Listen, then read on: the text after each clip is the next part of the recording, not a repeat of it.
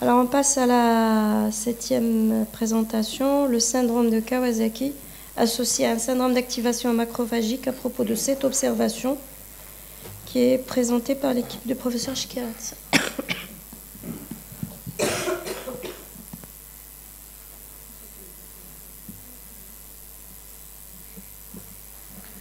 Alors bonjour tout le monde, cher maître honorable assistant, je vais vous présenter une petite série de cas de maladie de Kawasaki compliquée de syndrome d'activation macrophagique dont le but est d'illustrer cette complication immuno-hématologique. Alors cette présentation suivra un plan simple. Après une introduction, je vais présenter les résultats avec une discussion avant de conclure. Alors en guise d'introduction, je ne vous apprends rien. La maladie de Kawasaki est une vascularité aiguë multisystémique, la plus fréquente avant l'âge de 5 ans, touchant les vaisseaux de moyen calibre et aussi de petit calibre, avec une prédilection pour les artères coronariennes, dont le pronostic est cardiovasculaire, avec un risque d'anévrisme, de thrombose, de choc et aussi de syndrome d'activation macrophasique, qui est une réponse inflammatoire systémique et incontrôlée due à une activation excessive des macrophages et de lymphocytes T, qui complique de nombreuses affections inflammatoires pédiatriques, notamment la maladie de Steel et le lupus. Alors le SAM est une complication rare de la maladie de Kawasaki, modifiant sa présentation clinique et retardant son diagnostic. Alors l'objectif de notre étude, c'était de présenter cette association rare à travers une série de cas et de discuter ses implications cliniques. Notre étude est descriptive de cette observation clinique réalisée au sein de service de pédiatrie 4 à l'unité de rhumatologie pédiatrique à l'hôpital d'enfants de Rabat et incluant les patients sur une durée de 4 ans. À l'aide d'une fiche d'exploitation, nous avons recueilli les données, transférées et analysées sur le tableau Excel. Alors, je profite de rappeler les critères diagnostiques de maladie de Kawasaki. Selon les recommandations d'AESHA 2017, le diagnostic peut être posé en présence d'une fièvre évoluant au moins 4 jours avec 4 critères majeurs sur 5 et même des 3 jours de fièvre par un clinicien expérimenté. Alors, il faut toujours penser au SAM devant la découverte d'une hépatomégalie ou une splénomégalie, qui est inattendue dans la maladie de Kawasaki, la présence aussi d'une cytopénie, en particulier une thrombopénie, un taux de fibrinogénémie qui est bas et une hyperféritinémie devant nous faire penser à un SAM. Alors, toujours, je rappelle que le diagnostic de SAM est établi après une confrontation clinique et biologique. Arrivant à la partie des résultats, nous allons tout d'abord commencer par préciser le profil épidémiologique. Dans notre série, on note une légère prédominance masculine avec un sexe ratio de 1,3. L'âge moyen de nos patients était de 4 ans, avec des extrêmes allant de 3 à 7 ans. Pour les critères de Kawasaki, tous nos patients présentaient une fièvre évoluant depuis plus de 5 jours, une conjonctivite et une éruption cutanée. 85% des cas avaient une chélite et une adénopathie, et 67% de nos cas ont eu une desquamation au niveau des extrémités. Tous nos patients avaient une atteinte cardiaque au moment de diagnostic, avec 5 cas d'anévrisme, 3 cas de dilatation coronarienne et 1 cas de myocardite. Pour les critères de SAM, dans notre série, tous les enfants présentaient une hépatomégalie, une hépatosplénomégalie, une hyperféritinémie et une cytopénie, surtout une thrombopénie. On avait 6 cas avec une hypertriglycéridémie et des taux de didymère qui ont été élevés, et 5 cas de fibrinogénémie basse avec un taux de LDH qui était élevé. Alors, un frottis médulaire a été réalisé chez 3 de nos patients, objectivant une hémophagocytose.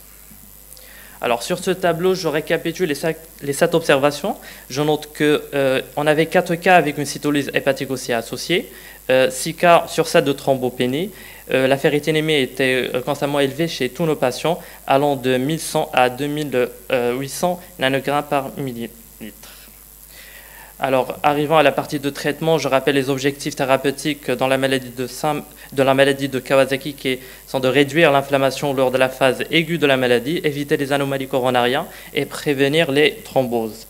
Il est toujours important de se rappeler du traitement de maladie de Kawasaki dans les IVG.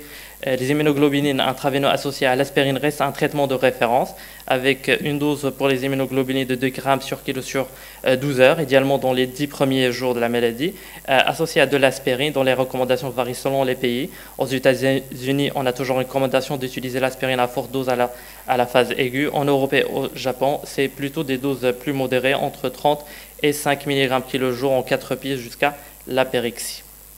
De notre série, les immunoglobulines étaient le traitement de première intention pour tous nos patients associés à l'aspirine. On a eu une réponse favorable chez 4 patients sur 7. Pour les 3 autres patients ont nécessité une deuxième cure des immunoglobulines combinée au bolus de méthylprénisolone en intraveineux avec une dose de 10 à 30 mg kg par jour pendant 3 jours avec un relais Péros. Alors pour l'évolution, tous nos patients ont bien évolué sur le plan clinique, biologique et cardiaque sans séquelles coronariennes à distance.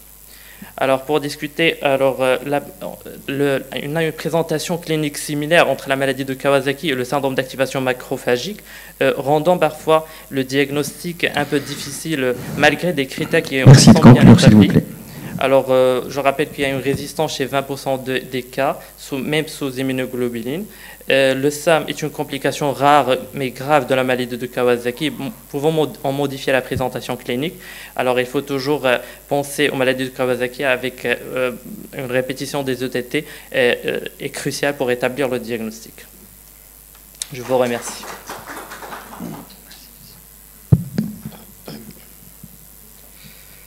Merci pour cette présentation. Effectivement, le SAM peut compliquer le Kawasaki, mais c'est une complication qui est assez rare, 1%. Sur les Kawasaki que vous avez recensés, combien d'enfants ils ont évolué vers le SAM? Première question. Deuxième question, moi j'étais étonné pour le traitement. Le traitement du SAM, les immunoglobulines dans le traitement du SAM, c'est pour le SAM primitif, qui est rare. Le seul cas que j'ai vu, c'est un 27 semaines, c'est secondaire à un sepsis qui a bien évolué. Le traitement, c'est les corticoïdes. Je ne sais pas, je n'ai pas bien vu l'avant-dernière diapo. C'est un échec des immunoglobulines. C'est normal, vous aurez un échec tant que vous n'avez pas donné les corticoïdes. SAM sur Kawasaki, c'est immunoglobulines plus les corticoïdes. Alors justement, 0,8 à 1 mg, c'est pas beaucoup, hein, 0,8 à 1 mg par kilo en 2 prises, pas une seule prise. Oui. Et tu n'as pas parlé de l'évolution des paramètres biologiques de la CRP. C'est normalisé au bout de combien de temps? Alors pour notre série des cas, la normalisation du CRP, ça prend vers 7 jours pour se normaliser. Pour la VLC, 4 jours. C'est 7 jours, vers 7 jours. Et pour la CRP VLC, se normalise au bout de combien de temps dans le Kawasaki? Dans les Kawasaki? Oui. En c'est pas 4 jours. C'est plus. Oui.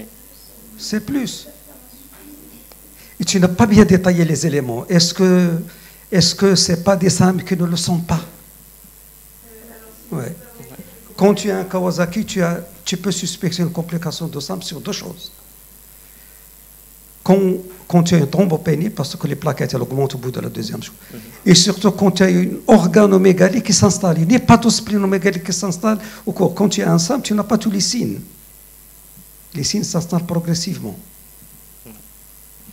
Alors dans notre série de cas, on avait déjà le SAM, il était déjà bien établi durant le diagnostic du SAM. Oui, ce sont des cas de Kawasaki avec un SAM, déjà au moment du diagnostic. Oui, mais ce sont des cas qui ont été hospitalisés. C'est le diagnostic, il a été suspecté devant, comme vous avez précisé, devant des atypiques, une hépatosplénomégalie, et devant des signes biologiques qui ont fait suspecter le SAM, devant une thrombopénie et une cytopénie associée. Sa question, si tu veux, moi je vais te l'expliquer. Quand tu as reçu ces malades, c'était des malades reçus d'abord dans un tableau de Kawasaki qui s'est compliqué au cours de l'évolution. On a des signes du syndrome HA machin qu'on n'appelle plus maintenant le SAM, et qui évolue. Donc, c'est une complication qu'on redoute parmi. Oui. Ou bien, c'est des malades qui sont venus dans ce tableau-là, auquel cas, le Kawasaki est l'une des causes étiologie qui est les plus rares, tu l'as dit toi-même au début, et donc, auquel cas, il faut penser, et donc, pour retenir le Kawasaki, on élimine... les autres. Tu vois, c'est ça, c'était ça la question. Alors, pour notre ici, ce sont des malades qui se sont présentés dans un tableau de SAM, que vous avez rattaché au Kawasaki. Donc voilà. C'est ça, tu vois, dans ta présentation, c'est ce qu'on pourrait peut-être te reprocher, c'est de bien décrire cette évolution.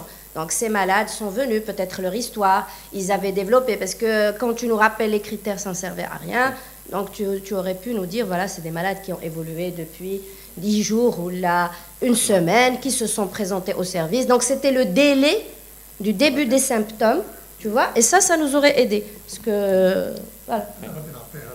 Merci. Merci. Si vous permettez juste des petites précisions, parce que c'est une série qu'on suit au service. Alors ça, c'est la série qu'a présentée le Dr Naji. Effectivement, c'est des formes sévères de la maladie de Kawasaki. C'est des patients à haut risque. D'une part, par rapport à l'âge, on avait des cas de nourrissons de moins de 2 ans. C'était des formes très, très inflammatoires. Et c'est des formes donc, qui remplissaient et les critères de la maladie de Kawasaki et les critères du syndrome d'activation. Donc, c'est des formes sévères chez qui on a diagnostiqué en même temps la maladie de Kawasaki compliquée du syndrome d'activation macrophagique. Le tableau au complet du syndrome d'activation. Et même dans 4 cas, il y avait l'hémophagocytose. D'accord? Donc, on était obligé de traiter de façon intensive. Oui, oui, on peut la trouver, on peut ne pas la trouver. Mais c'est... Si, on a discuté ça toute la journée hier. Parmi les patients à haut risque, l'âge du patient, parce que c'est des formes très inflammatoires, c'est des formes avec une grande susceptibilité d'atteinte coronarienne, d'accord? Et ça, c'est décrit dans les recommandations. C'est pas moi qui dis ça, c'est les dernières recommandations. Et donc, c'est des formes, on avait même prévu pour certains là, de recourir à la biothérapie. On a associé les bolus de corticoïdes, effectivement, comme vous avez bien dit. Les bolus de corticoïdes s'imposent quand on a le syndrome d'activation macrophagique.